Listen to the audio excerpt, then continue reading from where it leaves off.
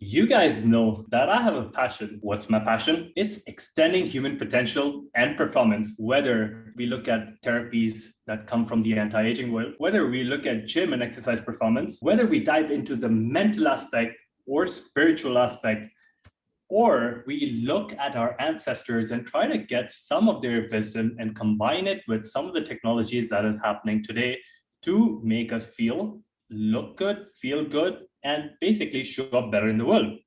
Now, on this show today, I hunted down a man with a similar goal. He has studied with Buddhist monks in Nepal. He has also learned from the Native American elders in North America, and what's really exciting is that he's even been with 34th generation Shaolin monks in China. And he's a person who's dedicated himself to expanding human potential and consciousness and helps CEOs, Olympians, and pro athletes to do the same. He also hosts a podcast and is super cool. Matthew Belair, welcome to the show. Thanks so much for having me. It's a pleasure to be here. It's a pleasure to have you on the show. Did I pronounce your name correctly? Is it Belair? Yep, you nailed it. Yep, that's it. Okay, perfect. Now, how are you doing today, Matthew? I'm doing good. I'm over here in Canada. It's nice. It sounds a little bit better in Dubai. You've got the sun, so we're just finally crawling Mhm. out of winter and getting some nice weather. Oh, that's great. That's great. Yeah, I know someone who's just traveled to Canada, and they were telling me as well that the past month or month and a half, it was a bit cold. And Dubai is always sunny and it's nice. It's getting a bit warmer out here, which isn't a bad thing. Now, what got me so interested in your work and when I first saw what you were doing is the Shaolin Kung Fu aspect.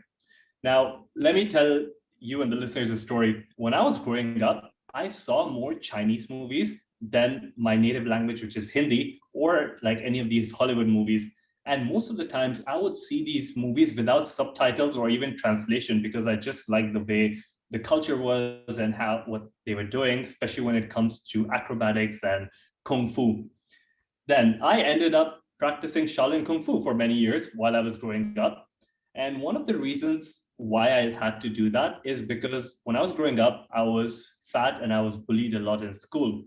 And practicing Kung Fu over the years gave me the confidence and the courage to stand up to bullies. And I still credit all my discipline in health, wellness, and everything that I do right now to practicing in a small room or how to do tiger's claw or the drunken monkey.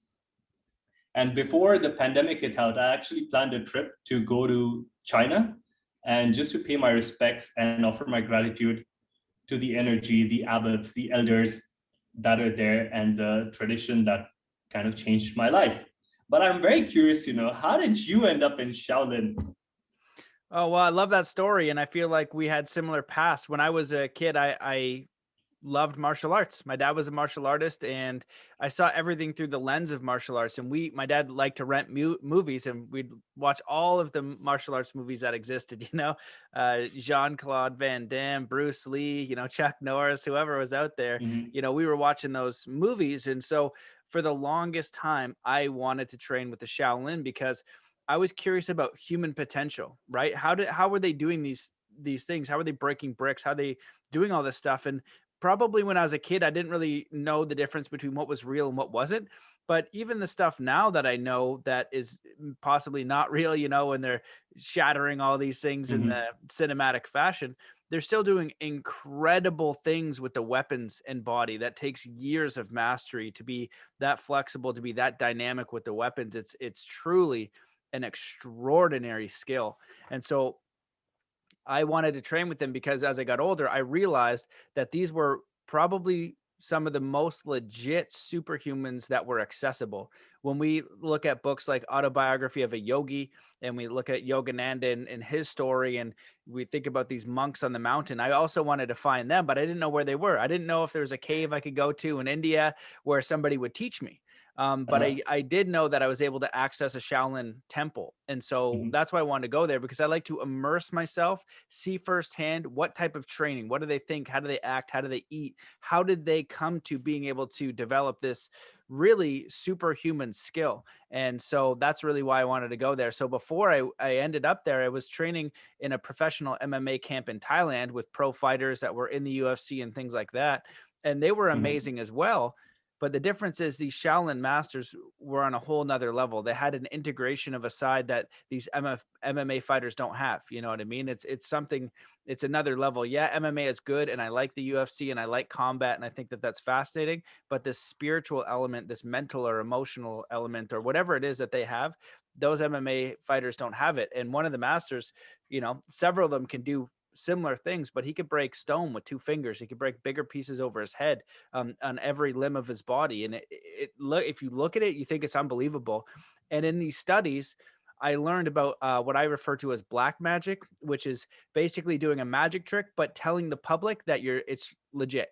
Right. So I break a stone over my Mhm. head, but it's a fake stone. You think it's real, but I say, hey, you come to Matt Belair's martial arts school. I break the stone over my head. I'll Uh-huh. teach you how, but it's actually a trick. And many people actually do that, which is very sad. But these these guys, there was no trick. They could actually do this. It was a very extraordinary experience, and I'm very grateful for being able to train with them. Wow, that is an experience by itself. Which martial arts camp did you train in Thailand? You cut out there. I think it was. I actually can't even remember. I have a Was there?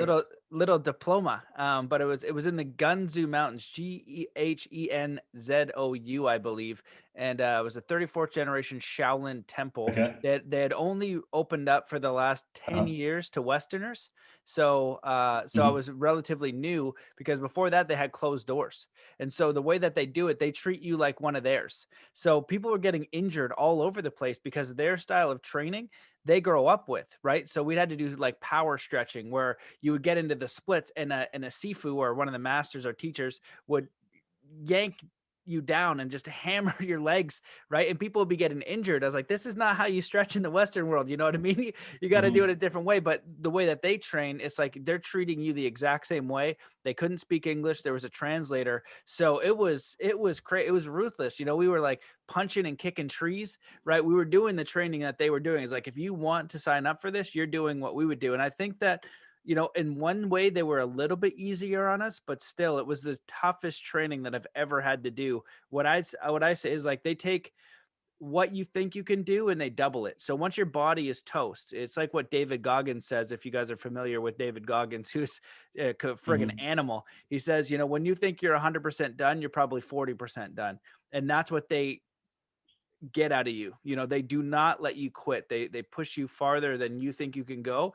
And I think that's a really important thing for people to experience and understand, because we put on our own limiter and we want to put ourselves in environments that get the most out of us, to get the best out of us, because then we can take that gear or that knowledge and understanding of who and what we're capable of into all other aspects of our life. I think I can't hear you anymore. Oh, can you hear me Yeah. now? Yeah. So you were Okay. talking about the environment, and then I think it cut off. Oh shoot. Okay. Yeah. So what I was saying, I don't know if I lost my mic, but one of the amazing things that they do is that they push you so much further than you think you can go. And if you know the work of David Goggins, the extraordinary things that he's done. He says, when you think you're 100% done, you're only 40% done.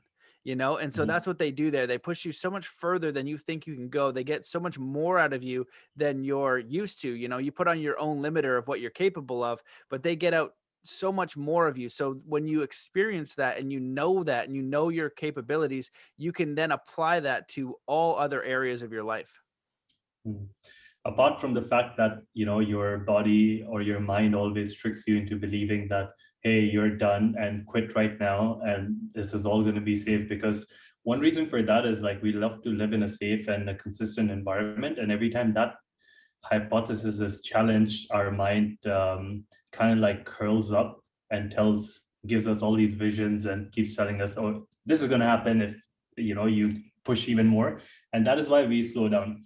But apart from that, was there anything else which was very strange in the Western world that you learned in Shaolin? There were so many things, just basically how they live their life was completely different in the temple, right? So they were Hmm. living a different life than the city, you know what I mean? Like they had their own world going on, and everything revolved around training. They ate, slept, and lived and breathed training. So one of the things that we had to do, was punch and kick trees.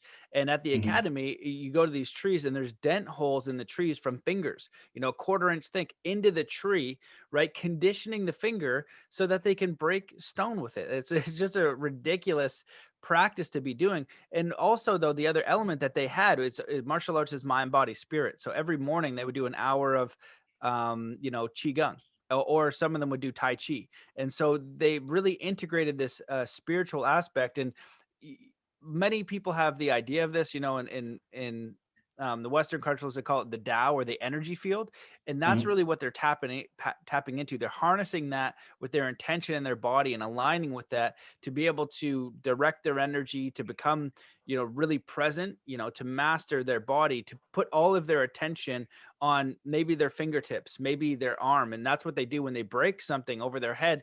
They'll put all the energy, all their chi to the top of their head, and then all of a sudden they'll smash a brick over it. Oh my goodness, right? So it takes extraordinary levels of consciousness, of Hmm. will, and of trust and faith. You know what I mean? You have faith in your body, you have faith in the energy field, you have faith in the creator. Say, hey, okay, now you can break this brick over my head.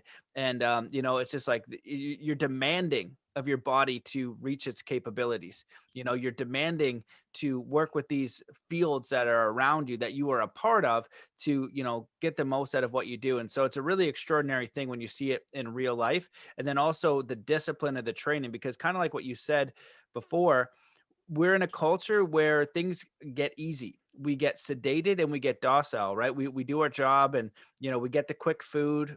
We want Hmm. to sit in the couch, and it's comfortable and it's easy. And as humans, we want to do that. And there is a time for that. And so often we have to push ourselves to really find out what we're capable of. And that's what this training and this environment does, is it gives you the opportunity to continue to test yourself.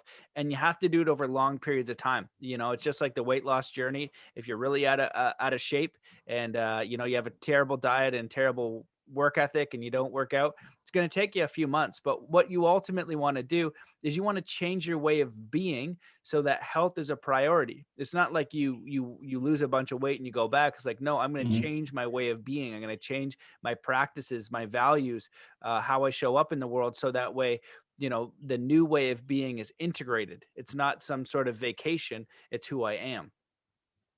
And this is why you see top TV shows like The America's Biggest Loser, and people who go out there, lose a bunch of weight, and basically they're struggling their way through the weight.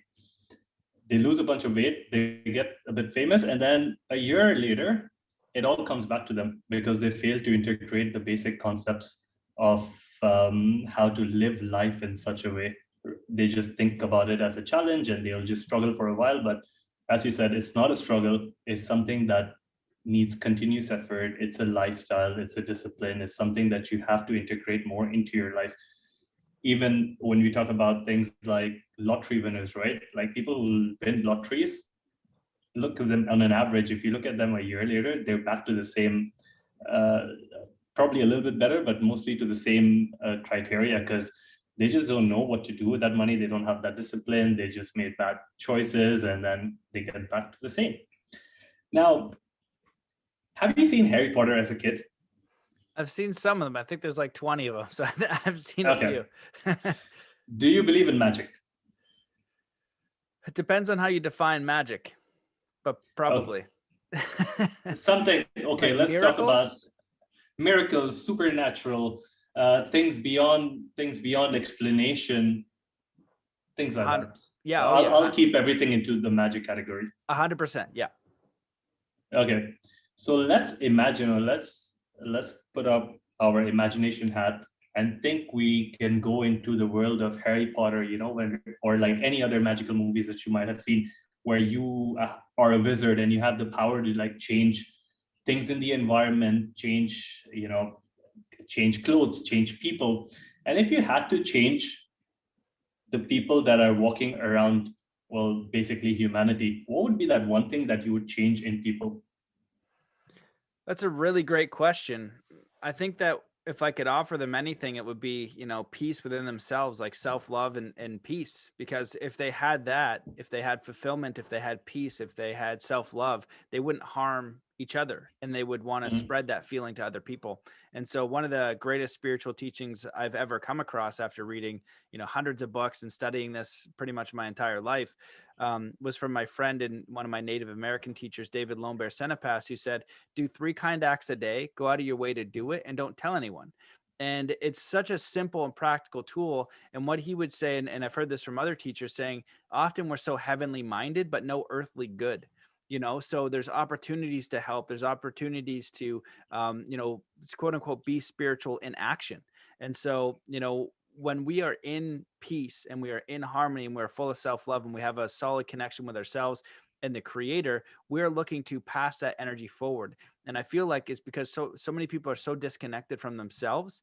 They don't have strong self-worth and self-love, and they don't have a strong connection with something greater, where they're going around, and because they're a little bit disconnected, they're more manipulated and they're not as present and aware. And so they're not looking to pass that energy forward, because even if you study people who harm people like criminals and things like that, Mhm. it's always because they aren't integrated. Something happened to them. They haven't been able to heal themselves. So they pass that on. You don't see people who are full of self-love and self-worth go harm other people. If anything, they dedicate themselves to providing platforms, information, avenues, support, or whatever they can to empower other people. And so if that were one thing, I think that that's what I'd choose. Well, that is so interesting and so cool that you pointed out that, because again, when you're saying all these things, it reminds me of the whole service aspect of things, right? Like you just said, like, say, do 3 things and don't tell anyone about it. And that also gives you a deep sense of like gratitude and pleasure. Like, I've heard things before on the lines of plant trees where you don't, I mean, plant trees, if I remember it right, in whose shade you don't, you're not meant to sit. So basically, you just go out there and plant trees, and then don't plant it because you're one day that tree will mature and you'll be able to sit under its shade. Do it for others. Do it for, and we've seen with neuroscience that being of service, offering something to people, or like helping someone out, actually that changes your brain chemistry. And you're talking about these different neurochemicals, like you're talking about endorphin, serotonin, dopamine. All of these things have been shown to increase, and these are the kind of things that take you out of like depression or anxiety. Because when you look at the real world scenario, then most of the people that are walking out there are like either confused, they have anxiety, and their mind keeps jumping from one place to the other. Like you mentioned, it's very easy to manipulate them because they don't have a strong sense of, either you can call them values or you can call them like a perception about something. So it's, thank you for sharing that. And for anyone who's listening, I feel that what Matt just said is gold, because just imagine it like you can gamify this experience for yourself. Like, try to do like maybe 3, maybe 2, maybe 1 thing, and try not to tell someone, because your natural reaction when you do something good is to kind of get appraisal, right? You Some people get recognized for their work and they feel great. But try doing this, and Matt, I'm going to try doing this as well, and I will keep you posted on how I feel. So is it for a certain number of days, or do you do this for your entire life, or can you do with one? Well, you brought up a really great point there. So when David was telling me about this, he's a very interesting person. He was trained by, apparently, this is his story, 600 elders for the first 26 or 27 years of his life on the side of a mountain, which is very unique. And they Mhm. taught him math, science, physics, history, all kinds of stuff. And so he's an electrical engineer. He's also a scientist. And what he told me about this is, he said, there's only one energy on your planet, and it's electricity. And so when you're going around and you actually do the act of kindness, right? You know that feeling you get, that good feeling, right? When you do Mhm. something kind, you get a feeling, right? It's a charge, Mhm. right? So we get a charge through the body. And so let's say we do that act, we get a charge. Well, then we go tell people about it, right? Then that's about the ego. It's about Matt, the identity. I want to go tell this to my friend. So my friend then feeds back, I'm a good person, right? Rather Mm-hmm. than me just knowing I'm a good person, right? I need someone else, right? So then I need something. Does that make sense? So Mm-hmm. when I do that, basically that charge, that electrical charge that the body received, I give that away. So now it nullifies what I gave. And so if we are electromagnetic beings, right? Mm-hmm. Molecules, and we're essentially, that's the energy running through us, we're going to be integrating that electrical charge. So that, I don't know exactly know how it all worked, but it just makes sense to me that it would expand your awareness, it would expand your capabilities, it would expand your connection to the universe in a whole if it is electromagnetic. And training with the Shaolin monks, I did witness some of that, and I heard some stories about the monks being able to master this energy and actually shooting energy to their students. So the story that I heard was one of the masters, they were doing, what they do is they basically make you among many other crazy things they make you do, but Mm-hmm. they'll make you do something to complete exhaustion, right? Just run a kata or whatever for an absurd amount of time so your body cannot function. You are done, right? If you think, and then they'll train, basically 6 or 8 hours a day. So you can do 10, 100 push-ups. Well, they'll make you do 1,000. And then after that, the Mm-hmm. next day, when you can't even do one, you're still doing another 500 or 1,000. And apparently one of the masters came by as somebody was just toast, and he did a little shake with his shoulder. And all of a sudden the student apparently got this second wind of energy. And my friend is the one Wow. who saw it, and he looked at the monk, and he gave him eye contact and kind of looked down at the floor because he saw that he had saw what had happened. And I Mm-hmm. was like, so what happened? He's like, I don't know, man. He's like, it just looked like he shot him a bunch of energy, and all of a sudden he got like a second wind. And so when we're talking about these three kind acts, it's very similar. And so the suggestion that I like to give to people is to do three kind acts a day, go out of your way to do it, and don't tell anyone, right? And do that for a week. And the reason why I say for a week is because what usually happens, what can often happen, is you get what I refer to as a universal wink.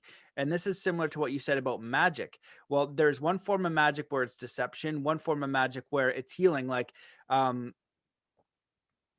do I say it? So, like, to me, breaking stone with two fingers or bigger pieces over your head, that's kind of like magic, but that took Mm-hmm. years of effort to create that skill, right? To do something superhuman or extraordinary. But sometimes it's things like outside of us, like a spontaneous healing, things like that, right? It's to a greater force, and we align with that force, and all of a sudden a miracle happens. And so a universal wink is something really weird, like a synchronicity that will happen that's just for you, that only you'll know. And it'll be so weird that it's the universe talking to you. You know what I mean? It's like, okay, this cannot be random. This is so wild. And often to my listeners, that'll happen. And if we think about changing the world, you do three kind acts a day for a week, it changes your way of being, so you continue to do that, right? We integrate kindness, we integrate how Mm-hmm. we want to be in the world, we are the change. And so Yeah. when I learned this, we went to the Parliament of World Religions, and we had all these spiritual teachers, like 200 different faiths. And David was the only one on the street talking to the homeless people. And when he talked in the Parliament of World Religions, he said, we have these spiritual teachers from all over the world, yet we have homeless right where we are, and no one's doing anything about it. If people need help, it's these people right here.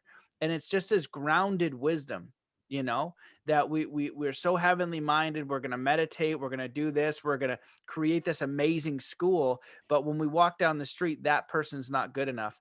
And when he first told me this, the only kind act I could consider was paying it forward. But then he goes, you know what? Getting someone's name is an act of kindness. And now with the whole mask thing, it just makes so much more sense, and how critical that is. When you go through the checkout, when you have a server, you just say, hey, what is your name? I see you. We're both here, That's an act Mm-hmm. of kindness. Calling a friend or someone you care about, just listening to them, letting them know you appreciate them, things like that. And that's what you're doing, that's your way of being. And that has what he would refer to as spiritual weight, right? You're taking an action to improve or support someone. You're actually putting your heart and your energy into action. So you could think about it all day, you could think for years all these things that you would like to do, but so often we go through days, weeks, months, and years, and we don't apply that knowledge. And so it's a very simple thing that we could do, and look for those opportunities, so then over time it just becomes our way of being. That is correct. I think whatever you just said was it it resonates with me a lot because I have had those universal wings. And when it first started happening, it was more like, "Ah, I got lucky again." And then I'm just like, oh, this is luck, this is this. And then over a period of time, like you mentioned, it's you just can't help but deny the fact that this has happened just for you in this very moment. And there could be like a million or a trillion different possibilities. But in that very moment, you probably thought about it, or you wanted something to work out in your favor, or like things to turn. And sometimes these things are like next to impossible, but they do happen. And what I have also learned is that being of service or having this, so some people can be selfish, right? And some people can be selfless. So this selflessness of, just doing things, not just not looking at things and thinking that, hey, what can I get out of this in, probably not now, but in a month, in a year, in a week, whatever. But the moment you do something and then you just don't expect anything out of it, you completely detach from it, that kind of brings you more closer to your own self. Like you said, connecting with the universe, having this energy field, this vibration that goes on through you. And people who are listening, we're not talking about electrical fields. We know that the body is biochemically sensitive, and the Earth's electromagnetic field and the solar cycles and the lunar cycles, everything that happens in and around this planet directly affects our state of being. If you don't believe me, check out what happens on a full moon day. On a full moon day, you'll see all the mental hospitals have like extra staff because people start going crazy. There are more murders on the street, and the police is most busy on a full moon day. That is the power of how these invisible forces of energy react with us, our environment. And surprisingly, we're talking about energy and things like that. I was in Ukraine, and I've done a similar protocol to this before, but I went through this sort of a spiritual facility, and I did like a analysis of my aura and my energy. And I was, before this podcast, I was actually reading through it so people can see this on video. It You can like literally measure specific energy fields from your body, and it tells you like gives you a representation of which chakra is activated, which chakra is not activated, what kind of mind body balance you have. And it's basically a 25-page report in Russian, so I need to find some time to translate it. But yeah, these things are there, these things are available. And sometimes it's more than what you're just thinking, it's just the way you feel, the way things around you are. And talking about energy and things like this, there are so many things, right? When it comes to human performance, human optimization, when it comes to sports, when it comes to health. But what I find people do normally is only look into the realms of nutrition or training. Those are the big ones, right? Sleep has got a lot of attention recently, so everyone's like, oh, I want to, but still not all over the world, only in some parts, like people are focusing on their sleep. But there's so many other factors, and I call it the invisible factors, because these are things like air, water, vibration, electromagnetic frequencies, sound. And these things also play a very important role in human biology and performance. Now, in your personal life, and I've heard a lot of people talk about EMFs, and we've spoken about this on the show before, about EMF, about air quality, about water quality. But there is one hidden variable, or one variable that comes towards the end of this spectrum or this list, that people normally don't talk about, which is sound. So I'm very curious to know, because you've been in these monasteries, you've been in Nepal, and one of the most impressive things that you can just experience, because you can't talk enough about it, or you can't like write about these things, you can just experience it, is the vibration that you feel when you're in a place which has a certain spectrum of sound. So I wanted to get your take on like, what do you think about sound healing, sound energy? Do you use it in your personal protocol? Do you share it with your clients? Like, what's going on with sound? Because we don't hear about it much. Yeah, that's a great topic because sound is incredibly powerful. They're making a lot of progress in binaural beats and Mhm. understanding all of these different avenues that haven't really been explored, but they have been explored in ancient times because everything is vibrational in nature. And so, to give you an example of that, when I went to Egypt, there's a place called Saqqara, and Hmm. this was apparently the hospital in Egypt. And so, there's this wall that you go to, and it's a wall, and it has these squares that have an indent, right? So you can go into the square, and then it's just wall again. So it's kind of like into it. And the guide said, go to this wall and stick your head in it. You're going to feel something, right? He's like, you don't have to do anything. You don't have to meditate. You don't have to do, just everyone will feel it. Go stick your head in the wall. So we're like, all right. So we walk up, you stick your head into this wall. It's just kind of like a frame of a picture, right? But you can go Hmm. in. And so you go into it and you can feel a vibration. It's Hmm. like, what is happening to feel that vibration? It's such an odd thing. And so when you go to Nepal, a lot of the time they have gongs, right? And it's like this wave, right? And what it does many things. But one of the main ones is it just gives you something to focus on, to bring your attention to full awareness. And so one thing your listeners could do right now is just think about throughout your day, right? When you go to sleep, think about a time in the day where you came to total and complete full awareness to the present moment. You know, Hmm. was it 1 minute of the day? Was it an hour of the day? Probably for most people, it's going to be zero. Seconds. Yeah, Yeah, yeah, right. seconds Because were nothing. exactly. And so we're not training that. So sound is really helpful to create that vibration because we know we have harmony with it. It helps with the body and the electromagnetic field and all these things that I can't explain to you in science, although that I've read them and I've seen them Hmm. in interesting documentaries. And one fantastic resource people could use is Sonic Geometry, which is very interesting documentary series about sound and vibration. And there are many other ones out there as well. So how do you use it? You can use crystal singing bowls. You can use actually here, I'll play these. This is actually from Sonic Geometry. So my friend Eric Rankin, he Yeah. created these chimes on perfect sound and harmony. And the first time I heard these things, I was like, holy smokes, like, what is that? And so what he did was he took the geometry and math, put it together, and then linked it up with sound. So for example, I can play this and just have a listen.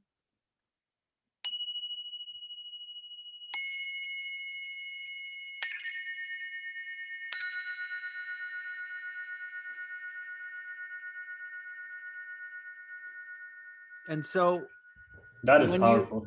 yeah, they're really powerful. And the first time I heard them in real life, and when I play these over people, they can't tell if the sound is coming from within them or it's outside of them. All of a sudden, it distorts where you're hearing the sound because that is it's perfect mathematical frequency, right? And Hmm. so what that does is it forces people into the present moment using sound as a tool. Right. And so incredibly powerful stuff. And so the idea is, there's a lot of it's out there now. You know what I mean? If you start Googling sound therapy, things like that, you start to Hmm. look into it. Really, it's all of these different practices to bring you in the present moment. And then what I like to do is I use that in conjunction with visualization. So what is it that you want to create in the world? And so, in sport training, Olympic athletes and pro athletes and things like that, the power of visualization and what we have to do to be a high performer is critical. We need to Hmm. apply that, but people aren't taught how to apply this in their life. And so, if you can get a clear goal, a heart centered goal of how you want to live your life, you go through your priorities and values, what's most important to you, and you go friends, family, relationships, travel, education, things like that.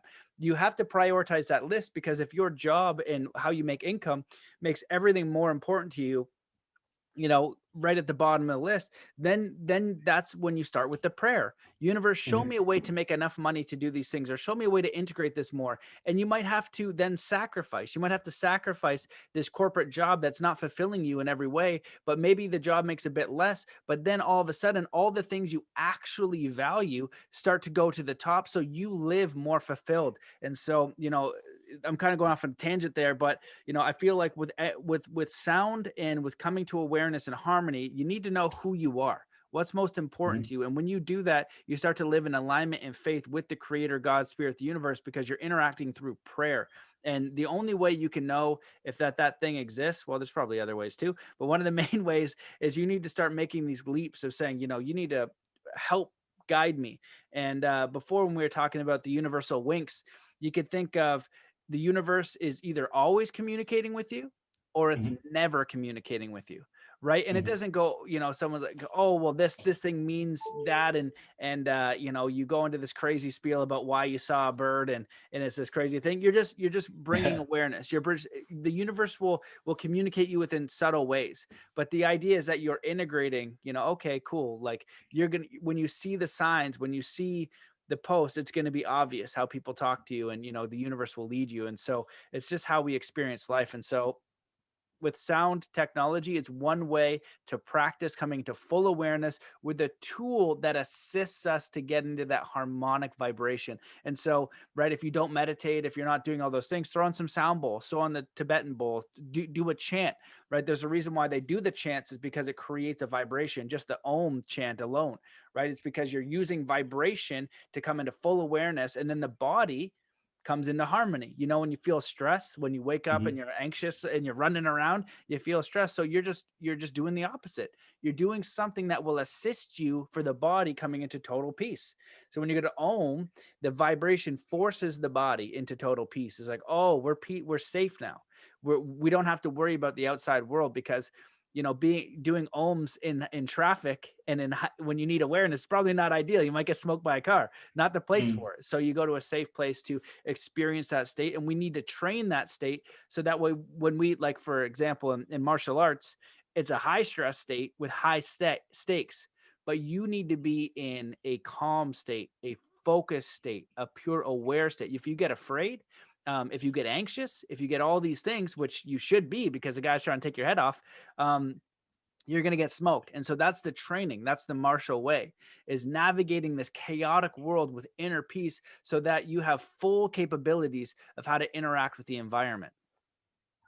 That makes so much sense. And I love that you mentioned the thing about Om, because Om, as we know it, is one of the oldest sounds in this universe. Some people would even argue that it is a sound, it's the same vibration frequency as the universe itself. And what I personally do is, just so you and the listeners can have a better idea, one of the things that I do first thing when I wake up is I would chant Om, because I believe that when you're sleeping, a lot of our body is made out of these different vortexes or energy centers, which can be arguably be called chakra, or you can give it some other name. But these are basically these energy spaces where energy flows through. And when you're sleeping, most of your, especially in a modern world, most of your energy centers that is activated as soon as you wake up is your lower energy centers, which are the same energy centers used for survival and just living and basically surviving. And those are the stressful energy centers. So every time you wake up in the morning, if you're not completely zen, and chances are you will think about the next meeting, the next deadline, the how much traffic is going to be on the street, because all of these come from very survival emotions. And what you can do to counteract that, well, what I personally do is I have different kind of like exercises borrowed from all the way from qigong to tai chi to yoga to different martial arts. Like I learned a different martial arts along with kung fu as well. So I integrate all of that. But one of the things that I do is to chant Om, because as soon as you chant it early in the morning, you will feel a vibration frequency that starts from your lower chakra and it extends all the way up to your head or your crown chakra. So that is a good tip for anyone. And you don't have to be religious on this one. Like I would have some Muslims or Christians tell me, oh no, but I'm not a Hindu and I don't have to say, I mean, I would never resonate with that, but it's not about religion. It's not about those dogmatic things. It's just about the vibration and the frequency. And, like you mentioned, binaural beats, again, a great thing for those of you who are not listening. This is just modern technology has created these beats where you play one, like let's say 10 hertz in one ear, a sound frequency, which is very nice these days, 10 hertz in one ear, and then you play 6 hertz in the other ear. And what your mind does is subtracts those numbers, and then you're left with 4 hertz. 4 hertz could be very close to a theta brainwave frequency. So your brain automatically readjusts itself into a theta brainwave frequency, which is associated with dreaming, with like even dreaming, lucid dreaming, things like that. Other ways I have integrated sound in my practice is I always have a water fountain next to me, which is, it's a mechanical thing, but it just reminds me of nature all the time. So if I'm writing an article or if I'm doing some deep work, I'll have this water fountain playing in the background with some essential oil diffusers just to calm down, like you said, that nervous system, that sympathetic nervous system, which is always in the fight or flight mode. And just bring yourself back to harmony, thinking that, okay, things might be chaotic, but you need to learn how to like regulate your own nervous system first, because if you don't do that, you'll get smoked by in traffic. It's the same thing, because someone cuts you in traffic and you're like, oh my god, this guy. But at the same time, if you had a control over your nervous system, you would just be like, one of these days, let it go. So I really like that you spoke about it. And you are an athlete yourself, right? You train so many people, you're in great shape. We can see it in all of your videos and things like that. And you created a program called Zen Athlete, am I correct? Is it a book based on a program, or is it a program based on a book? How is that? How does that work? Yeah, so my original process for all of this was sports and martial arts. And when I went to Mhm, Whistler, I became a professional snowboard coach. And it was weird that people didn't know the basics of what I had learned through martial arts. I was also mhm, studying peak performance, sports psychology, anything to increase performance through mindset or any other tool, nutrition, fitness, and things like that. And most of the world, they just focus on fitness, right? And now nutrition, but not the mental game. But this is obvious in martial arts. It's already integrated. So I thought it was weird that they didn't know this stuff. And so in my late 20s, I wrote Zen Athlete. Like I was already coaching people in the mental game, and I created a product for snowboarders and then for all extreme sports athletes. And then I created the Zen Athlete program, which was basically what I would train my Olympic athletes and high level athletes through.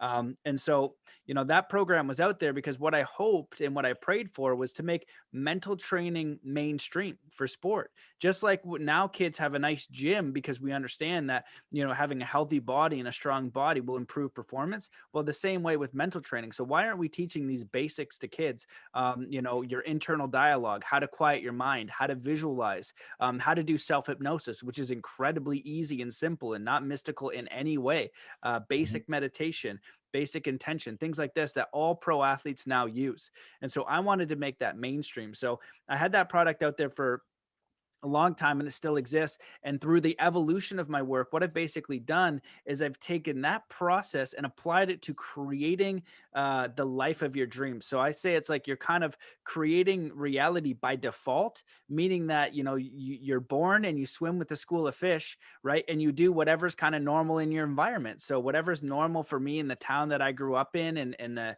economic background and things like that, maybe it's being in insurance or you have a few avenues, right? That's what you're given depending on where you're born in the world, right? And so what I learned through martial arts and through teaching these athletes is that they want to create reality in a moment. They want in right. They have they have to. If I want to do a backflip over a 70-foot jump, or one of my athletes, Brody Carmichael, he's a freestyle motocross rider, and he reached out because he fell on a front flip on his motorcycle, and he said, "Hey man, I heard you're good at what you do. I want to land this front flip, and I want to do these front flip variations that have never been done before." So when we chatted, we did a training call, and his mindset was very strong. If you're an extreme sports motocross guy, you have a strong mindset. Mhm. But I just kind of upgraded a couple things, tweaked them, and said, "Hey, you can read my book; it'll help you, but you don't have to. And you could go through this training course, and it could be Zen Athlete, it could be Zen Music, it could be Zen Entrepreneur, especially as an entrepreneur. If you applied what that is in that book to entrepreneurship, you would crush it. Because here's the difference: in extreme sports, if you frig it up, you might go to the hospital, you could die, you could break both your legs. So you have to apply this stuff. And, Mhm. and then you go to basketball, right? Well, if you miss that shot, you're not going to break both your legs at the same time. So the willingness or the necessity to apply this, to apply everything at your disposal, you might not do it. Same thing with the Shaolin monks. They have to apply this because when I interviewed Master Go, who could break the stone with two fingers and over his head, I said, "Why don't you do this all the time?" He said, "Because I could break my fingers." He was understood the reality Wow. of what he was doing. So he directs that. So he has to use every ounce of who he is to manifest this reality, right? And so basketball, it's not as intense. And so in business, there's like no immediate terrible consequence. So we don't use this thing, but it's incredibly powerful. And so what I told Brody to do, I said, hey, just visualize this trick an hour a day, every single day until you know you can land it. You'll know when that is. And so 3 weeks later, he lands the front flip on his motorcycle. 3 weeks after that, he lands the world's first front flip heel clicker on a motorcycle. 3 weeks after that, without even training, because he was going around in schools and doing motivational talks for kids, he lands the world's first front flip Superman on a motorcycle using just Wow. visualization to create his reality. And so that's incredible. And you could look at the work of Dr. Joe Dispenza. You referred to Dr. Bruce Lipton and people having these miracles through curing terminal illness through their mind alone, through harmonizing with the spirit. I don't think the human does it. I think it puts the request out to the universe, this Tao, this energy field, and says, look, I want to harmonize with this. Please support this. This is the intent. And your cells and your molecules and your central nervous system and all kinds of wild science that I don't think anybody can explain, although they're trying, Mhm. will do something to create a miracle. And this has happened time and time again. So those are things where you are trying to create something specific. It's like, oh, I'm going to do this in extreme sports because I don't want to hurt myself, right? And I want to manifest this reality. And then the other one is a catalyst. Oh, I'm going to die because I've waited too long, and now I'm going to die because I've been out of harmony for so long. I need to heal myself. So now you're using that. But what about daily life to architect a life or a legacy for yourself, right? What could be more Mhm. important? I remember doing law of attraction, all these different things. Is like, well, why do you want these things? We're not taught that. We're not taught to know who we are. People are so disconnected from who they are. What would you do if money didn't matter? Now, what would you master if you could master anything? What problems in the world would you fix if you could fix anything? Who do you truly want to be? What's your bucket list? What would you do if you got $1 million a day every single day for the rest of your life? What kind of people do you want to be around? And you have a whole life to architect this, and getting clear on your values, who you are, what you want to learn, how you want to contribute, how you want to navigate in this world. And we have it in reverse. We're stuck in safety, right? So the mind, and when I've done this training for so long, trying to help people architect their reality. And the problem is the mind's number one goal is to keep you safe, right? So I say, Mhm. hey, CJ, what's your life purpose? And you're like, oh, well, and you start to think about it. The mind is going to distort that answer, because if you can't figure out a way to get money, money gives you the coupons to go get food. So if you Mhm. don't have the coupons to go get food, the mind is going to distort it so you don't kill yourself, right? But the heart is eternal. It knows that you're an infinite, eternal soul with, life beyond this. So it knows the answer. And so it's not going to distort it. So when you go through these processes that I teach now, whether it's the quantum heart hypnosis, the soul compass, mixed with the Zen athlete, because the Zen athlete is exactly the protocol for creating reality. And, when we talk about flow state, or, when Brody Carmichael goes to do that trick, or you go into combat for the UFC championship or the Olympic gold medal, it's all coming to this center point, right? Of awareness and performance, but it is everything you did before that, right? Flow state isn't one thing, it's a preparation. Did you have months or years of good diet, strong mindfulness, quality training, quality simulation training, harmony in your environment and field? And another one people don't consider with performance, are you whole, complete, harmonious, and full of self love, even if you lose? Because one of the Mhm. main uh, problems with performance or performance inhibitors is stress. So if I'm going to make this game-winning basketball shot for a free throw to win the NBA championship, if my self-worth is on the line, if I miss this and then my wife leaves me and everybody who thinks they're a friend and all that stuff, right? All this nonsense, right? But if you actually in your body go, I'm okay and I love myself if I make it or don't, you're going to be more likely to make it because you're going to intend to make it. Your self-worth isn't on the line. You're complete as you are. You don't need to achieve something in the world to be whole. You're giving that to the creator, God, spirit, the universe. And so we move towards consciously architecting our life, and that's why these things are more challenging, because it's over a time frame. It's not one jump, it's not one Olympic performance, it's not one specific moment in time. It's architecting your life through time. in a state where you're fulfilled and content, but you're navigating this balance of life of work and effort, and also clearly looking at what are your values. So when you keep sacrificing your top values for money or for all these different things, what's happening is your soul is being eroded. And we have to flip that.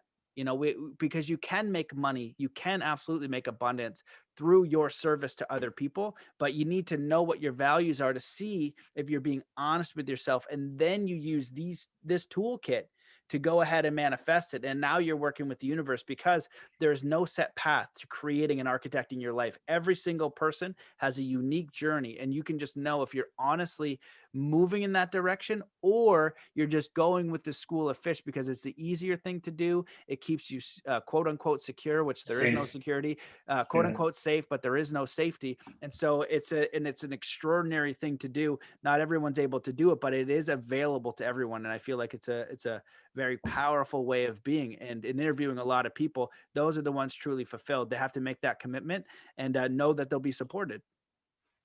Having that trust in the universe and in God or in the energy field, it also adds a lot, because the more faith you have in things which are probably beyond, because I've seen UFC fighters all the time, like you can prepare to see how a person fights, if they're right-handed or left-handed, what kind of like takedown do they use all the time.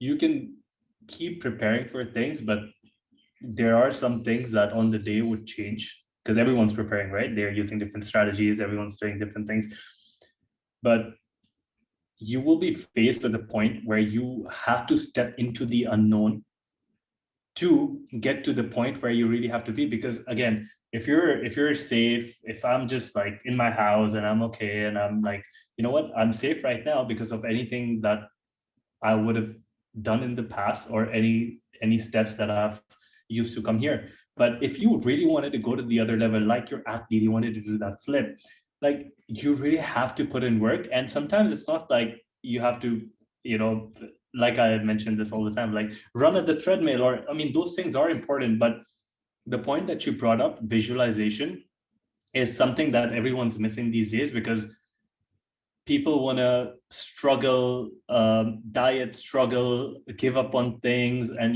do a lot of like self-harm in order to get somewhere.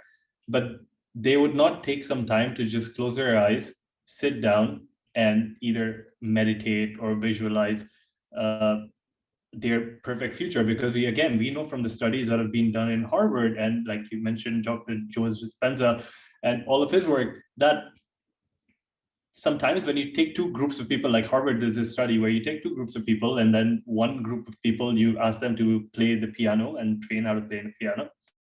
And then the second group of people, you take them and you just ask them to imagine how to play a piano. And over a period of time, every system in their body, both of those test subjects, acts equally. The people who visualize it and the people who have actually trained with like some professional person doing the piano. So it also shows us that taking some time to relax, taking some time to get in touch with your real self, in touch with your vibration in terms of, your intuition or frequency, can have a great effect on you. But most of these things aren't being taught to us, right? You don't get to learn. I mean, these days, maybe there are some schools that start the day with meditation and things like that, but normally you don't hear about this. You only hear about the struggle. And advertising and marketing campaigns also teach us like, oh, you've got to struggle for this, you have to wake up at like 5 a.m., which might be true for some people, because if your sport demands it, you've got to do it. There's no way around it. But overall, when we look at like the entire, like a larger set of the population, you don't have to go through all those struggles to get to where you have to be. Because as long as you accept that, the universe, or even you're so empowered that these things can be easy for you, those things will shape your reality, and those things will be easy for you. So I'm so happy that we started from the fitness point and we went to the spiritual point, and it just all integrates, because there is not one lens looking at this. If you just go out and say that, hey, I'm just going to look at life through just one lens, you're going to fall. Life, there are so many different lenses, and you have to look at diet, nutrition, spiritual well-being, meditation, silence, gratitude, kindness, forgiveness. There are just so many things that combine and can help you get to your potential. Now, we're almost at the end of this interview, and there's just so many things on my head. So I think, Matt, we will have to do some time in the future when both of us have that time, some other interview on where we explore about more things. I wanted to talk to you about your trekking on the Everest, and there are just so many things, time with Burning Man, so many things, right? But we will have it for some other time. But for today, you've interviewed so many people, you've got to learn a lot, you've read so many books. If you had to go back in time, and if you had to give your younger self, you can give yourself like one, two, three pieces of advice, what would that be? I mean, apart from the fact that, be kind and do these kind deeds. So we've established that already. Is there anything else that you would love to tell yourself? Yeah, well, I agree with everything that you just shared there. I think that was really smart, and I feel like I just want to add on the struggle piece. What you're saying about perspective is so key. Because I think that there is a struggle, but it's like, how do we perceive that struggle? Are we struggling toward what we desire, or is it like a random struggle, right? Like when I train in martial arts or do fitness or sports, it's a struggle a lot of time. It's like, oh man, cardio sucks. It's these other things, they suck. So but why am I doing it, right? The whole thing in the Shaolin Academy was torture. The whole thing is struggle. Get it? But it makes you strong, right? Resistance makes you strong. So it's how you perceive that, right? It's like, oh, and what is the goal? Like, oh, I'm struggling because I want to be a better person, right? And so the problem is when we're not engaged in what that is, like it's just random, but there's no meaning to it. Then it's not ideal. So we can always like frame it in a way where it's more empowering. And then I feel like it goes down to that root question of like, who are you? What did you come here to do? Do you have a strong, because faith is a choice, right? Do you have a connection with the creator? And that's ultimately it. So if you can give your will to the creator, almost as like God, spirit, the creator, universe, please guide me, show me a way to live up to my potential and be of service. Show me a way to live in joy and contentment and harmony with all the things, right? Because we only know a tiny little bit of a tiny little bit, right? But what we know for sure is our intention. Stuff we knew for sure, last year, then 10 years ago was totally different. So information and our beliefs in life continues to evolve. We only know a tiny little bit, but we know for sure our intent. And so if we can be intentional and we can learn how to put a better perspective on things, we're going to live more empowered. So I just wanted to share that. And I love your question. And the thing that I would tell myself is, to have more fun. Try not to make everything so serious. You have more fun, enjoy the process more, and that's been my struggle. The thing that I'm really good at that most people are not is I always listen to my inner voice. Don't compromise your inner voice. The universe will have your back. Listen to your gut. Do those things, even though they're not certain. They're not pretty much everything I've done. Everyone's like, oh, you shouldn't do that. Oh, you can't go out here and travel. Oh, you can't snow. You can't. I just did the thing that I knew I wanted to do, and I was being led. I was being pulled by the universe. I had trust. So that's the thing I would recommend to other people that I was actually very good at, and I think it's really helped me. But for me personally, I say have more fun. Try not to take it so seriously. And I know this, and I'm not good at it, and I need to remember that. But don't make it so serious. It's not about enjoy the process. You know what I mean? And so that's the number one thing I'd say is like life can be fun. Enjoy the process. This is something that again resonates with me so much because before me and Matt got onto a call after recording this podcast, I was just telling him about that I just came back from Ukraine, and things over there were pretty chilled out in terms of like not a lot of people were wearing masks and things like that. And I realized one thing, and I've realized this in the past, that I personally, in my opinion, I have that kind of a mentality where if I get focused on something, well, like hyper focus, then everything along the way disappears for me. And it also happens with a lot of like top competitors. It happens with Navy SEALs and things like that. We're able to compartmentalize emotions in a way that if you're really passionate or interested about something, everything else just disappears. And you might have some fun and you might go through a lot of struggle, but you will try to avoid everything else that gets into your way. And for the longest period of time, what I have struggled with myself is having that balance where I can say, all right, I've got to read these many books, I have to publish these articles, I have to talk to these people, and I've got to do something what I'm just a lot of other things, head to the gym, spend time with my family, blah blah blah. And what these things start when you have a lot of these things on your list, what it starts to do is that everything becomes a task. And what happens is it's like you're just so focused on this, all right, task A completed, task B completed, task C completed, and you just want to get to the end of that list. But you forget to enjoy every moment, and you forget to have fun. Maybe, like you mentioned, cardio is hard, but does it release endorphins? Hell yeah. Do you feel great when you sprinted better than last time? Yes, you did. So I feel like this is a very important point, like living and enjoying things, even if they're hard, just enjoy them, or just have a balance between, have your work life and then have your play life, and focus on your play life, because 20, 30, 40, 50 years later, you're going to turn back and you're going to be like, oh man, I was just a bit too serious at that time and I wish I could have had fun. So thank you for bringing up that. This is a conversation that I had with myself like yesterday while I was coming back to Dubai in the plane, and I was just thinking like, this trip was fun. I think I should invest some more time and energy in just having fun and doing the serious stuff at the same time. So I really dig that, Matt. Thank you so much. The work you've done, the information that you've shared, everything that you do is amazing, and I'm really grateful. And a lot of people in the world are grateful for you to do that. Now, if someone wanted to get in touch with you to check you out, find out more about you, what's the best way to get in touch with you?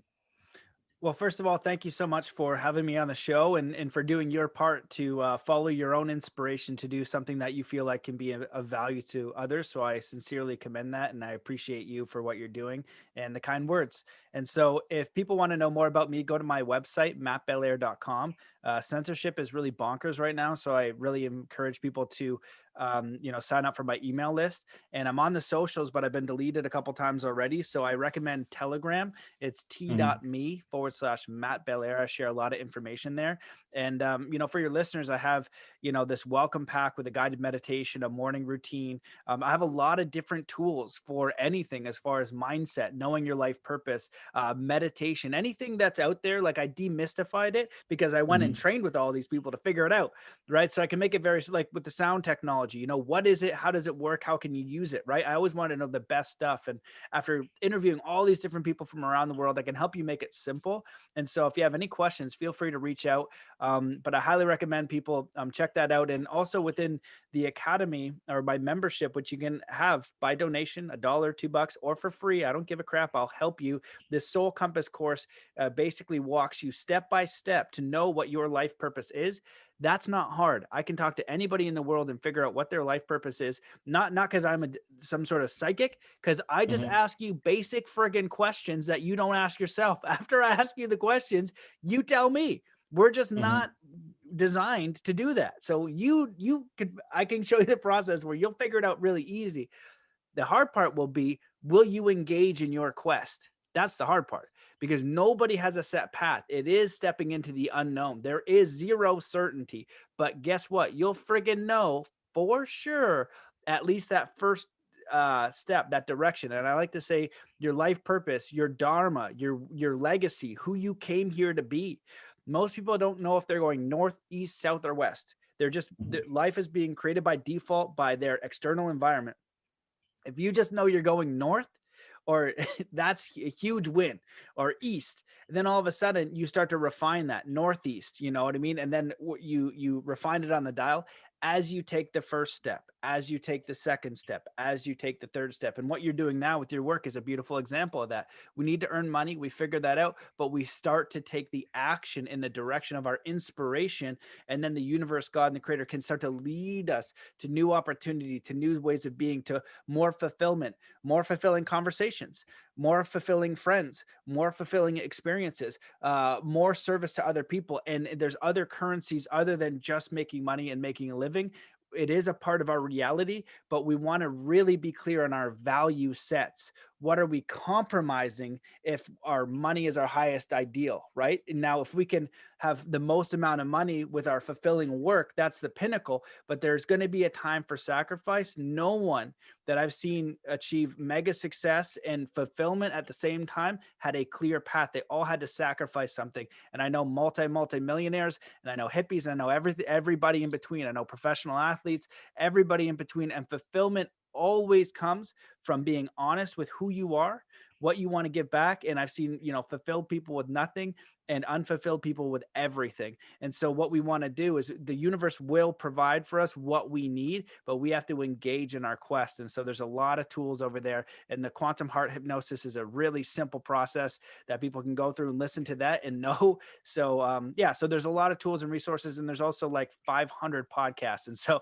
if you want to listen to an expert, for like an hour, give you tools that then you go walk the path, it's available to you. And so all it really is between you and yourself and your creator to say, this is my choice. Please start guiding me. And then it says, well, who are you? You're unique. You get to be you. Who are you? Right. And then we have to engage in that path. And that's where the challenge is pursuing that journey over years. Cause I'm here because of, a whole lifetime of pursuit, right? A whole lifetime of putting who I was first. Right. And then also thinking about how can I give back? Right? Who am I? How do I grow? How can I provide value for other people? And that's it. It's these two things that can be very challenging and murky to figure out, but it's a beautiful experience. And so when you die, you're going to know if you've honored yourself, right? Because that mirror, that judgment is going to be you. Did you sacrifice and compromise your soul, or did you give it everything you have to live, to experience, to grow, to create? You had that right.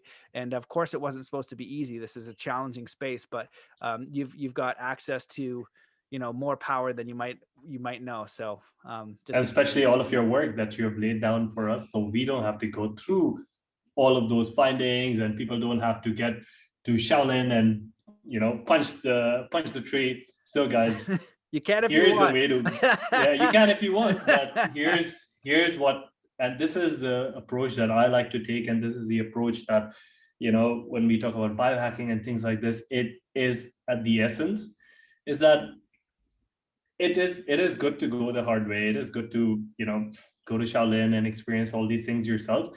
But if you have responsibilities, if you have a kid and you've got to take care of this kid, or you've got like parents that need your attention, or you're the old person who's just earning money in the house, and you'd like to self-grow, but you aren't at this stage of your life, you aren't really capable of doing things like that, whether it's money is a factor or time is a factor.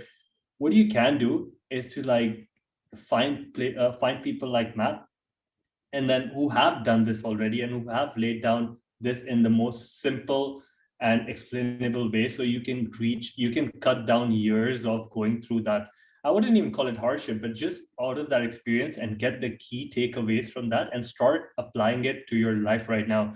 Because you this is same like reading a book, right? Your ROI on reading a book is so much, because that person on an average has spent maybe 2,000 to 3,000 hours, and maybe 2 years writing, or 3 years writing a book, and probably a lifetime writing a book because of their experiences. But you can skip through that in 4 hours or 5 hours, or in Matt's case, like his content, his material, in a few hours. And basically you get all of that, and then you proceed to the other one, and then you proceed to the other one. So I like to cut that whole process of just going and meditating in a mountain. I mean, it's cool if you do that, but if you're pressed for time, this is your best bet. And never in the creation of humanity were we so blessed that Matt's in Canada, I'm in Dubai, you guys might be listening from Dubai, India, wherever.